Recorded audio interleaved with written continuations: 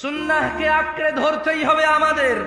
তিনি সুবহানাহু ওয়া তাআলা বলেন, মান ইউতি'র রাসূল, যে আমার রাসূলের ইতাআত করে, যে আমার মুহাম্মদের অনুসরণ করে সাল্লাল্লাহু আলাইহি ওয়াসাল্লাম, ফাকাদ আতা আল্লাহ, সে আল্লাহর ইবাদত করে। যে তিনি সাল্লাল্লাহু আলাইহি ওয়াসাল্লামের অনুসরণ করে, ফাকাদ আতা আল্লাহ, সে আল্লাহর ইবাদত করে।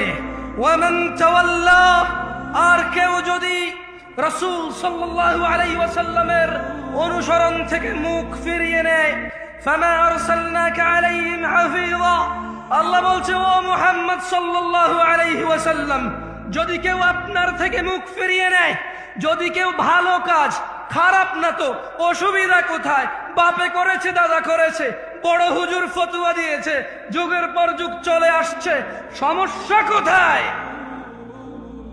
ফামা আরসালনাকা আলাইহিম হাফিযা ওয়া মুস্তাফা আলাইহিস সালাম ওয়া মান তাওয়াল্লা, যে আপনার অনুসরণ করে না ইবাদতে, আমি আল্লাহ আপনাকে তাদের জন্য তত্ত্বাবধায়ক করে পাঠাইনি।